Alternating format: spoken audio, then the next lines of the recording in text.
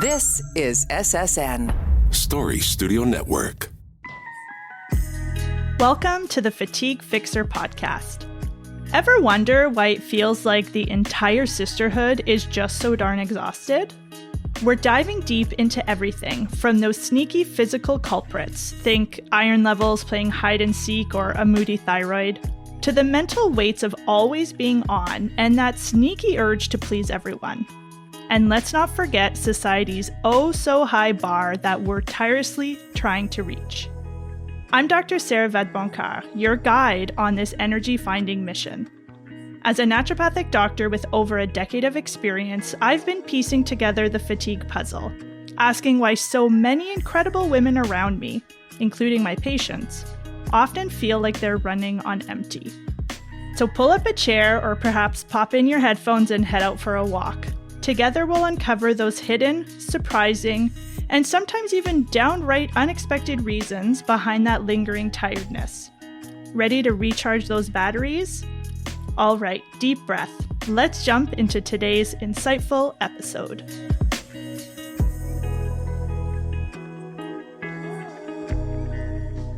Today we're going to talk about one of the most powerful things a woman can do to fix her fatigue. And that really starts by listening to your body. And I'm not talking about taking an Advil when you get a headache. I mean really cultivating a deep, trusting, and strong bond with your body so that you can use it to help guide you, make better decisions, and ultimately enjoy more energy and better health. Because here's the thing. Most of the women that I see in my practice and most of the women I know, and myself included, we live in our heads. And we do that because the society we live in is very cerebral. It rewards thinking and decision-making, and we tend to always be thinking about what's coming up next or what happened and what we said or didn't say, what we need to do, our never-ending to-do list. And part of what happens when we are constantly living in our heads is that we are ignoring our bodies. And when we ignore our bodies, they talk louder and louder because they are trying to get our attention. And what I hope you're going to walk away with today is understanding that when you ignore your body, it's making you more tired and causing more unhappiness and health issues. So this is the one where you hear your body speak, and I'm going to share with you the story of when I first realized how incredibly smart and powerful our bodies can be, and how listening to my body unleashed a whole new level of confidence and energy. So I want to take you back to the summer of 2020. It was the first pandemic summer. And one of the things that I was doing at that time to keep myself sane was I was going on a lot of walks with a neighbor friend that I had made. And she was a relatively new friend, but it was one of those friendships where you just really hit it off and you skip through all the superficial stuff and you just go real deep into your friendship and talk about real meaningful things. And so on this particular day, we were walking through the forest together, and she was telling me about her training as an actor. So she had been to theater school, and she was telling me about some of the things that they would do there, which is fascinating, by the way. And she made a comment about one of her teachers saying that the lower part of our abdomen, kind of our lower belly, is a swamp. And it's a swamp because that's where we put all the things, all the feelings and emotions and stories and experiences that we don't really want to acknowledge or deal with or feel. We shove them down there. And the second she said that, I had this aha moment, where you have just that deep knowing that comes out of your body and you just realize something that is so true and so profound. And what I realized the moment she said that is that there was a very particular story that I had shoved deep down in my swamp and that it was causing problems. So for years, I had been dealing with chronic bloating. My lower belly was always distended. And what was super interesting to me about my bloating is that it always came with anger. So it wasn't just like, oh, I'm bloated, I'm a little bit uncomfortable.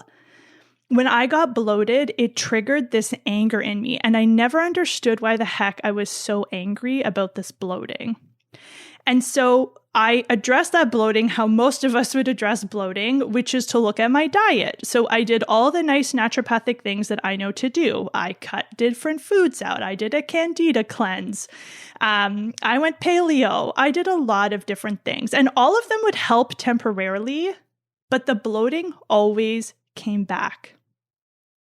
So what had actually been happening is that my body had been trying to get my attention. The bloating was my body's way of saying, look down here and pay attention because there is something in here that you need to look at. And what that was grief. And it was grief specifically around my decision to have an abortion a few years before that.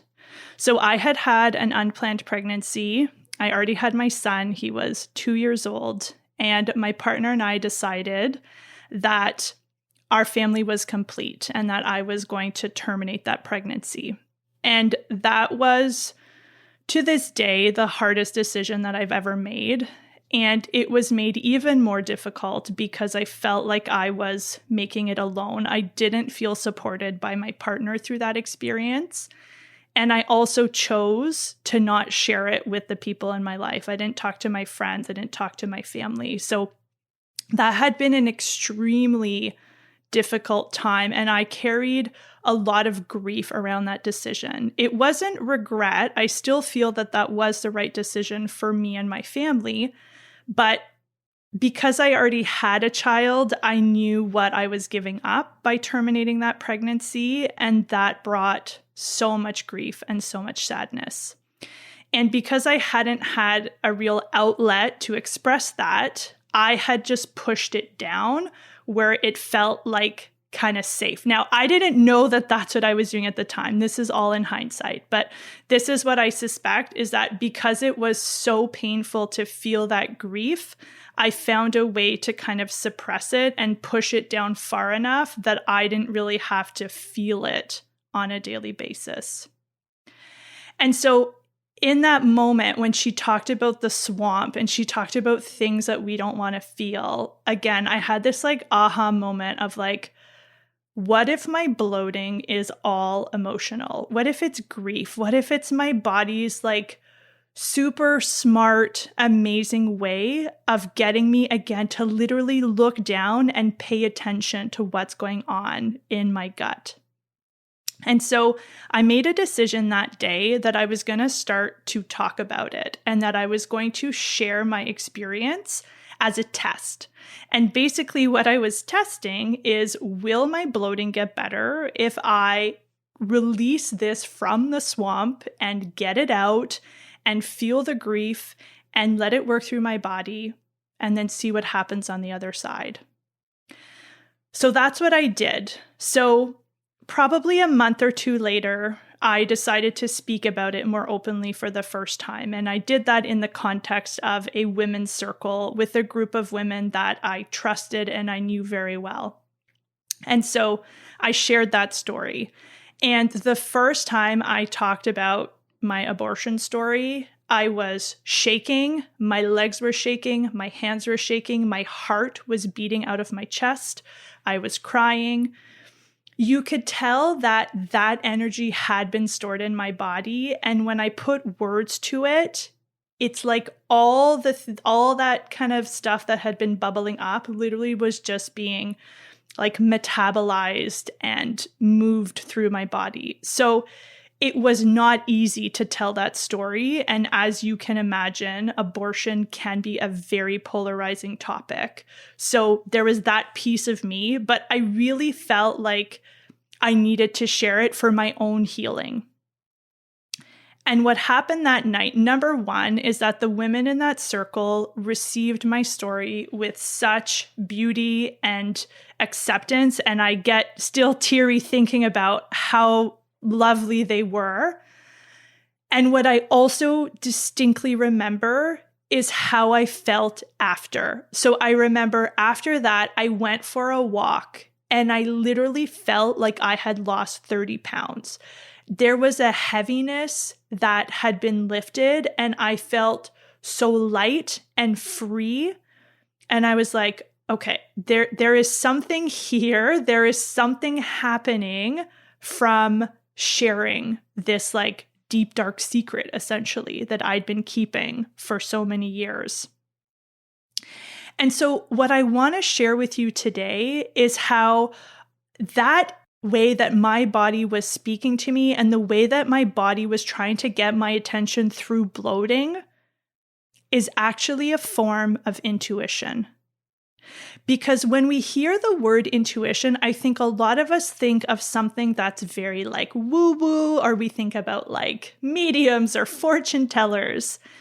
That's not intuition. Intuition is literally this like deeply built system in our bodies to help keep us safe and alive, number one, but also to help guide us towards whatever is best for us. And so in the past, when I thought about intuition, I thought about it like, oh, being able to like predict something or knowing intuitively, what should I do? And I think what was really made clear to me through this experience is that intuition also is in your body. It's all the different signs and symptoms that your body has as a way of communicating with you. So there's two different ways that we might feel intuitive feelings or sensations, because your body can't talk literally, right? If it could send you an email, it could tell you very clearly, like, Mary, you need to go to bed on time, or Susie, can you please have a glass of water? But it can't do that. So the two ways that our body tries to send us signals and speak with us is through feelings and sensations. The sensations are the more physical things: bloating, headaches, fatigue, joint pain, PMS, right? The body isn't just having those things because something's wrong with it. It's your body's way of telling you that something isn't working.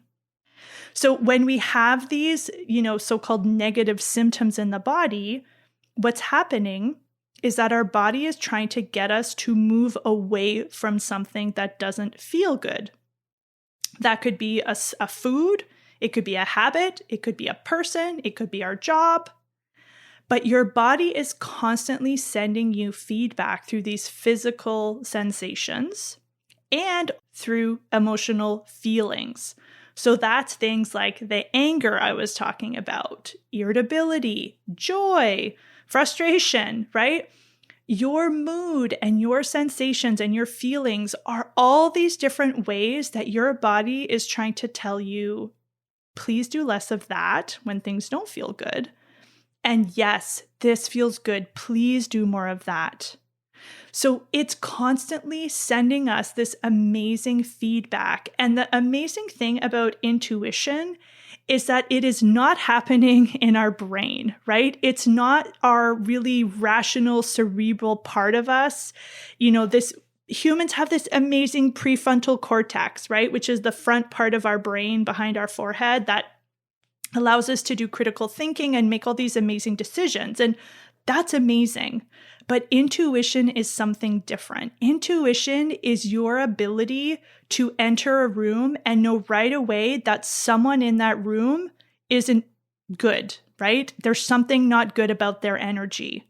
That's not your brain picking up on that. That's your intuition, which is happening below your conscious. So you're not necessarily able to explain why you feel that way, but you just know. You have a feeling that something is off about this person or this situation. And the bad news is that we, as a general rule, a lot of women have numbed or ignored this part of us. Right? We've probably all had that spidey sense that something didn't feel right. And many, many moons ago, when men started to realize the power of a woman's intuition, they felt threatened by that. They were like, ooh, they have this amazing gift and we don't know, but it can't be good. So what did they do? They shut it down. They made us mistrust ourselves and they made us mistrust each other.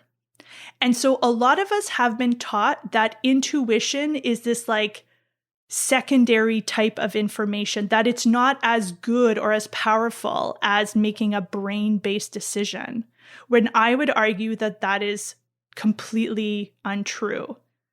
There are pieces of information that your body and your intuition can find and bring out that your brain will never pick up on and your brain will never notice. Because in a world of like information overload, we've never had access to more information, right? You can Google, you can chat GPT, you can find the answer to anything you want. But what I would argue is that the answers that most of us are looking for, they're not on Google, they're not on ChatGPT. They're probably not also just in your brain, they're in your body. And the sooner you can start to tap into that level of knowing, the sooner you can hear your body speak, the sooner you're going to start to make decisions that are more aligned with what your body actually wants and needs. And so how this all ties into our fatigue and our health is that our intuition allows us to spend more time living in alignment. And the way that I think about alignment is with this concept of green lights and red lights. So red lights are all the things that you do that when you see them on your calendar, you're like, oh God, I don't want to do that. Or you see that you have to meet with someone and you're like, oh, not them. I don't want to meet with them. Right? It's all the shoulds that we have on our to-do list. Well, I really should do this, or I have to do this. As soon as you hear the word should, I want you to pay attention because it's probably something that came from outside of you. It's probably an expectation that is external, either from your society, your community, your parents, your spouse, whoever it is. So red lights are things that we do that usually we dread. They feel icky and difficult while we're doing them. They're usually the things we like shove to the bottom of our to-do list and then magically run out of time so we can't do them. And they're the things that leave us feeling tired and drained, right? You can probably all think of some red light things that are happening in your life. Email could be one. Certain people in your life could feel like red lights. So red lights, when you feel like that, when you feel like you're slogging through and you're like, everything about this feels terrible, that is because your body is trying to tell you that you are out of alignment, meaning you are doing things or engaging in behaviors that go against your body's wants and needs. Now, that doesn't mean that most of us get to go through life with no red lights. Like, we're all going to have red lights. But what I want you to start to pay attention to is how much time in your day you are spending in that red light energy. Because if most of your day is spent slogging it out for things that other people put on your plate, for activities that feel super hard and frustrating, that is going to drain your energy. And part of why it drains your energy is that your body is constantly trying to guide you towards alignment. And alignment is where you are doing more things that feel like green lights. Green lights are things that you love. They're the things that you see on your calendar and you're like, I cannot wait for that. They're the things that feel easy and you get into a flow state. And while you're doing it, you probably lose track of time. And when you're finished, you feel energized and content and like your cup is full. Those green light activities are your body's way of guiding you towards alignment. That's your body's way of saying, this feels amazing. I love this. This is meeting my needs and my wants. Please do more of this. The more time we can spend in that green light energy, the more energy we put back into our cup, and the more we're able to get the fuel we need so that we can do some of those red light things. Because again, we're probably not going to get rid of all of them. But the gap between your red lights and your green lights is where most of us waste a bunch of energy without even knowing it. Because when you're hanging out in that red light energy and everything feels like resistance, it feels hard and frustrating, and you're like, why do I have to do this? What is the point? Your body is sending you signals, which again is all that frustration and anger and irritability. And maybe there's physical symptoms, right? Maybe you get a headache every time you do something, a specific task, or maybe your back starts to hurt or something. That's your body's way of trying to show you that that thing does not work. And it's also doing all those things because it's trying to pull you back into alignment, which is your green lights. So again, the more energy, the more time you spend in red light, the more energy your body is using trying to pull you back into alignment, trying to pull you back into those green lights. So I call that the energy gap. And it's basically the energy that we waste living out of alignment. And again, living out of alignment is when we are doing things or spending time with people that are not meeting our own needs and our own desires. So how do we start to tap into this? How do we actually start to, number one, hear our intuition? Because here's the thing.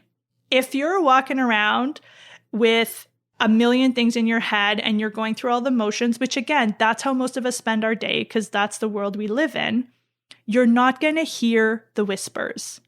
Because again, if we go back to the story I shared, the whispers for me were the little bloating. And again, I probably noticed them in the beginning, but when I'm off trying to run my business and raise my son and put healthy food on the table, do I have time to worry about a little bit of bloating? Probably not. So I probably ignored it for longer than I should have. And what happens when you ignore the whispers is they get louder because your body's like, she is not listening. I'm going to have to send a louder message. So now it's not a little bit of bloating. Now it's a lot of bloating. And I'm like, well, this is annoying, but I guess I'll try cutting something out and see how it goes, but I don't really have time, move along. So the body's like, all right, she's still not listening. I'm going to send a louder message. And I think that's where they added the anger. They're we're going to make her real bloated and we're going to make her angry about it. And again, it wasn't till the bloating got so uncomfortable and the anger got so uncomfortable that I was like, what is going on? Why am I so bloated? And again, this is the wisdom of the body. My body was doing everything in its power to get my attention because there was something in there, which for me was grief and secrecy, that wasn't serving my body. So my body was like, we need to deal with whatever is percolating in this swamp, whatever is rotting down here. We need to get rid of it, right? Can you see the beauty in that? I literally had a secret grief that was rotting inside of me, and my belly was getting distended and hard and angry as a result. My body was like, look down here, something to see and deal with down here. So the sooner you start to get out of your head and creating these opportunities to listen, and that could be as simple as spending 2 minutes a day with no distractions. You could do it first thing in the morning. Maybe you do it before you go to bed. No phone, no podcast, no nothing, just you and your body, and you check in. And you can I'll literally put my hands on my body and close my eyes and just do a check-in and be like, what's going on? Anything in my body that I need to know about. Anything physical, anything emotional. And what's incredible, and the women who I work with have reported this, When you actually make the time and the space to listen, you're going to be amazed at how much your body is talking to you. It is sending you signals all the time because it's trying to guide you towards the most beautiful version of your life. And the sooner you start listening, the sooner you'll be able to actually decipher and figure out what those messages mean. Because let's face it took me many years to piece together that my bloating was emotional, right? I didn't feel bloated and go, oh, that must be the grief from my abortion. Of course not. It took me time and constant listening to be able to figure out and have that knowing surface in a way that I was able to understand it, and probably also in a time where I was ready to hear that, because I wouldn't have been able to hear that message or decipher or receive it in the same way if it had happened a year or two earlier. I wouldn't have been ready for it. So my body made this beautiful message available to me in a time and a place where I was able to hear it, and it allowed me to take action.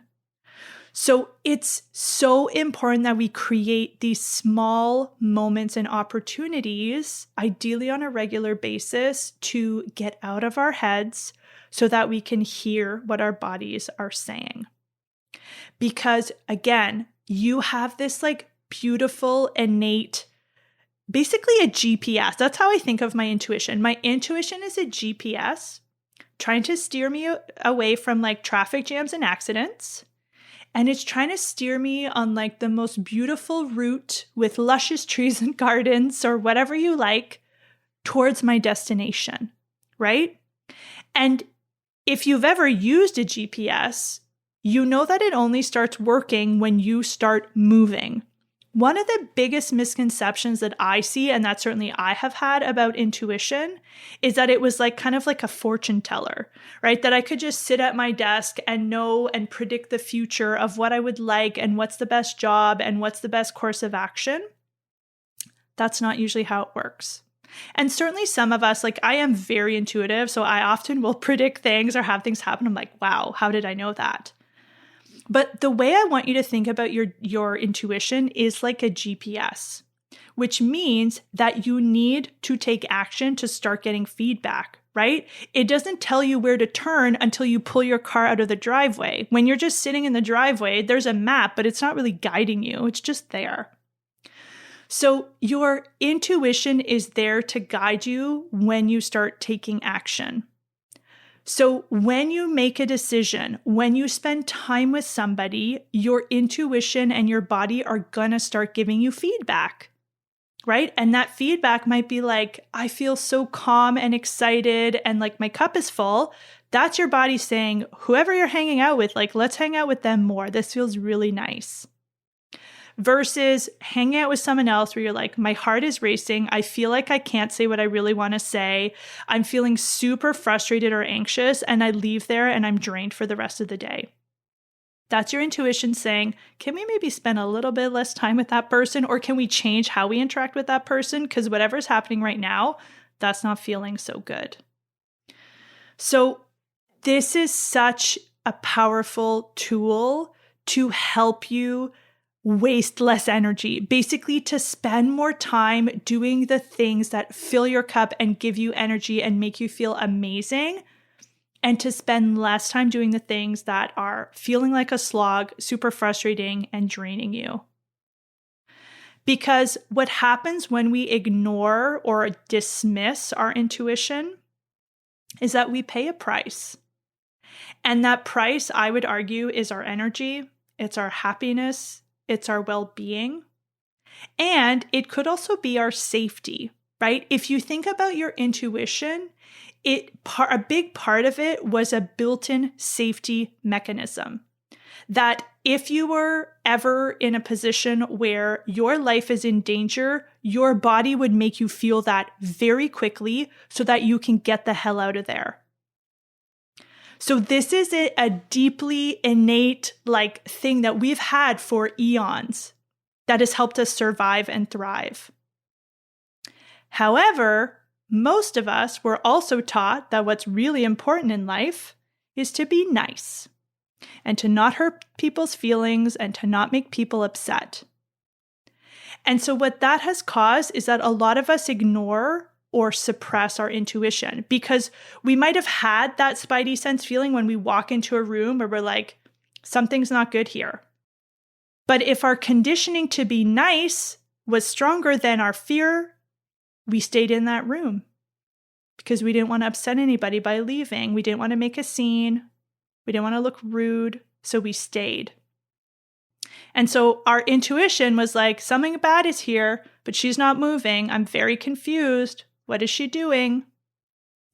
And that is a huge part of what creates a disconnect, is when our intuition gives us a strong, clear message and we ignore it. And now that doesn't mean that your whole life has to be dictated by your intuition. But I think the more time you can spend listening and honoring what your body wants, the stronger that language becomes and the more you can really hear your body speak. So I want you to leave you today with the thought that your body wants to be healthy. And your body is constantly working for you, not against you. And I know it sometimes feels like it's working against you because it's doing things that don't feel good, right? Maybe you have physical symptoms, maybe you have mental emotional symptoms that don't feel good. But that is your body's way of trying to guide you. So I want to invite you, instead of feeling frustrated when you feel like your body is doing things that don't feel good, instead of feeling frustrated, what if we got curious? What if we started to ask things like, why do I feel so angry? Why am I so bloated? Why am I so PMSy? Why is this happening? I wonder what my body is trying to tell me. That's a very different way to approach it than, I'm PMSing again. This is so annoying. I hate my cycle. I hate being a woman. I hate my hormones. What is my PMS trying to tell me? Oh, I think it's trying to tell me that I need to ask for more help when I'm PMSing because everything feels hard. Or I need to go to bed earlier and I need to not have that glass of wine because it's making me feel like shit. So curiosity is such a beautiful way to approach some of these signals because, again, the more curious you become and the more you listen, the sooner you'll be able to hear and, again, understand and decipher what these different messages are. Because your body is, again, it's constantly sending you feedback about what it likes and what it doesn't like. And this beautiful innate wisdom is ultimately trying to guide you towards the most beautiful version of your life. And a lot of time, it's not going to make sense. And again, that's because your intuition is not coming from your rational brain. It's coming from this subconscious, deep inner knowing and wisdom that a lot of times it's going to look a bit crazy. You might look like you're making a really weird or bad decision. It might also feel very scary. So just because something is intuitive and is the right decision doesn't mean it feels good or easy. And I remember that specifically. So when I was, making this decision about whether to continue with the pregnancy, I went to therapy, and I'll never forget the therapist saying that even if you're making the right decision, it doesn't mean it feels good or easy. So again, intuition isn't this like la la land where everything is unicorn and rainbows. It might mean making some really difficult decisions. It might mean doing things that feel really uncomfortable. It might mean feeling things that don't feel good like I had to do. I had to allow that grief to come out of my swamp, to move through my body. It did not feel good. It didn't feel good for the first many times that I told this story. But now, because I let it come out of me and I let it be felt, I can sit here and talk with you about this without having a huge physical response. There's still emotion attached to it because I'll always have a little bit of grief and sadness about it, but it doesn't carry the same weight that it did when I was trying to keep it all in and ignoring the signals that my body was sending me. So, if you have something in your body or your mood that just keeps showing up, It might be your body's way of trying to get your attention and shine a light on some of those dark corners where we haven't bothered to explore or we've been too scared to peek into. And I want to invite you to start to have a look in those dark corners, because even though things probably are going to feel yucky and that swamp is a nasty place, it's going to feel so much better if you can hang out in those spots, feel what needs to be felt, and ultimately allow those things to be released from your body. So my invitation to you this week is that the next time your body speaks, listen. It is so wise. It is just really trying to help and guide you. And again, one of the most beautiful things I think you can do for your health and your energy is to let your body speak and to listen when it does. Thank you for tuning in. I hope this episode has you coming away with maybe a different perspective on intuition and a different perspective on your symptoms, because again, they're not there to piss you off. They're there to help guide you.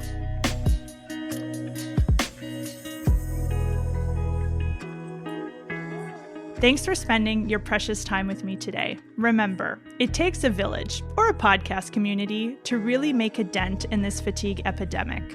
If today's episode resonated with you, do me a favor. Share it with a friend or two, and if you have a second, drop us that shiny 5-star review. It means so much to me. If you're leaving today's episode ready to listen when your body speaks and let her guide you towards more energy, then I'm here to help you get started. I love watching women's energy shift when they realize how incredibly powerful and wise our bodies are. That's why I created Effortless Energy, where tired and busy women with never-ending to-do lists learn how to work with their body to unlock more energy, calm, and confidence by doing less, not more. And this month is a great time to join us because I'm offering special discount pricing on this monthly membership as part of my Black Friday sale. For 5 days starting on November 20th, I'll be offering a special deal of the day, which allows you to join Effortless Energy for just $37 a month. You can see all 5 deals of the day and learn more about Effortless Energy by visiting www.fatiguefixer.ca/sale. Happy shopping, and I'll see you right back here in 2 weeks. Bye!